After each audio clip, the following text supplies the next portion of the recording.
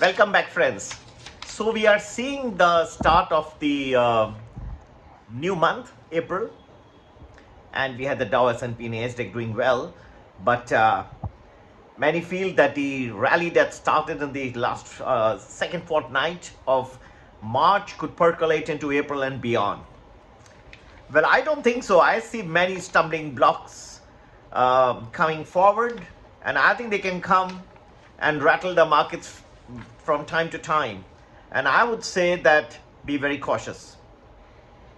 The very first thing that comes to mind is that the equity risk premium is currently around 1.5%. And the average over the last 10 to 20 years, if you take, is around 3.2%, which itself can translate to a lower S&P 500. If you want to know what would be the estimate, wait and watch. We'll be coming out with that as well. Now, payrolls indeed are looking good still. There has been a little softening, but the payrolls in the United States still looking good. However, a tight labor market itself is an indicator, but by itself cannot tell you of what's coming next. Payrolls, in fact, is a lagging indicator. Okay, so what we have to look forward are forward-looking indicators which can tell you about what's coming next for the markets. There is, don't forget, a delayed reaction to the Federal Reserve cycle by 6 months to 1 year. So you will see many of these indicators start reflecting after a certain period of time. The leading indicators have been negative for 10 times in a row, 10 months in a row. The consumers' excess savings is getting sucked out slowly. And in fact, it wouldn't be surprised if by the middle of this year it goes to as little as a zero. The credit usage is in fact escalating by the day. So all these things seem to be indicating that the writing is on the wall, and that the stock valuations are, as currently existing, may not sustain themselves. In fact, there are many things which can, however, tell you that the market may sustain, but I will tell you also, I'll give you a counteract with many other reasons why those things may not hold good for a period of time. If you look at the real incomes of people, they are going up by the day for the consumer, showing that the consumer is still rather resilient. However, the delinquencies are increasing. Credit card usage is on the upward momentum. You find that the 3.4% unemployment rate in the United States is normally what we see at the top of the cycle. The prior recession that we have seen has in the United States has always shown that the payrolls have been very strong. However, instead of payrolls, we can look at the initial claims, which are leading indicator. And let's look at earnings estimates. Earnings estimates, October last 2022, they were about $235. Right now, the earnings estimates are about $220. And this is after taking into consideration a 2.2% 2.2 to 2.5% GDP growth in the first quarter of 2023. After that, the earnings estimates have come down. That shows that there is more in the reckoning. Yes, the Chicago, on the positive side, the Chicago National Activity Index is shown positive for the first time in 4 months. ISM Services, its composite index, is also shown some good momentum. However, do not forget that the inflation is stubborn, it's sticky, and although the consumer is very, very resilient, the underlying momentum in the stock markets in the United States is about to shake very soon.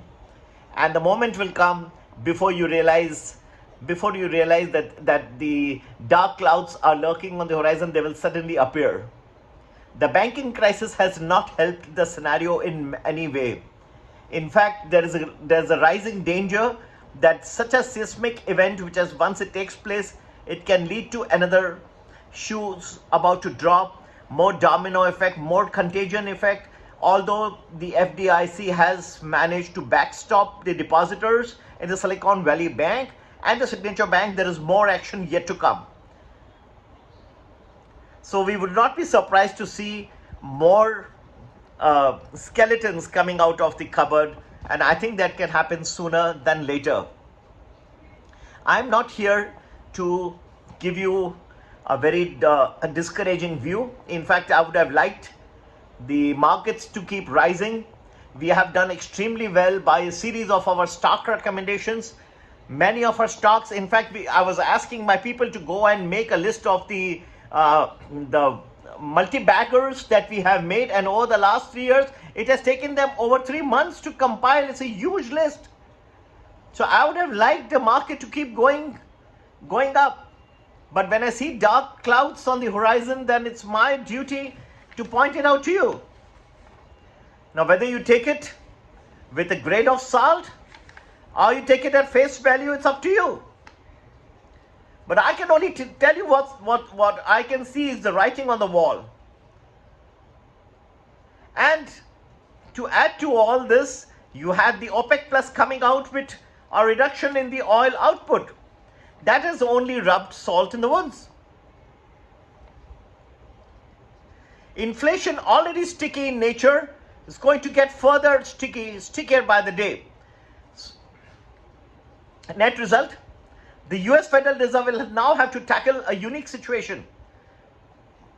They have to tackle a banking crisis which is not yet out of the way. Normally, it always happens that after a seismic event has taken place, there is some calm before the next shoe comes to drop.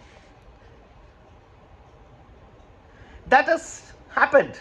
But what the US Federal Reserve is now having to tackle is sticky inflation.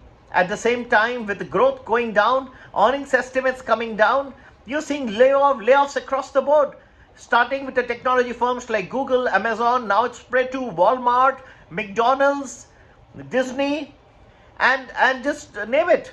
It's across the board. It's headline news, and very soon you'll get the headline news that US is almost is there in a recession. Look at the US Federal Reserve's own calculations.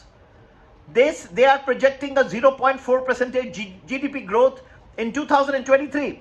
In the first quarter of 2023 itself, GDP was about 2.4%. That means they are themselves forecasting a negative GDP for this year. In the last 3 quarters, itself a sign of a recession in the United States. All said and done, I believe that by whichever metric you can take it, the valuations are excessive and they are bound to correct. The equity risk premium of 1.5% as compared to 3.2% over the last 10 to 20 years itself justifies a much lower S&P 500 estimate, and we'll be back and we'll let you know where the big hit is going to come. But take it from us, take it from me. This is round the corner and it's going to hit, bite and bite hard. To get to know more, please do join our Prime or Prime Plus groups. And the number to get in touch is 982-086-1044. The Prime and Prime Plus groups are focused on the US market. For the Indian markets, you can join our Premium or Premium Plus Telegram channels. Happy investing and have a great day ahead. I believe there's a lot of action in Manhattan today, outside the district attorney's office in Manhattan. And I hope that everything is peaceful. And but however, I believe that there is going to be a lot of action coming in the stock markets in the very near future. Stay tuned. Take care. Bye-bye. Have a great day ahead.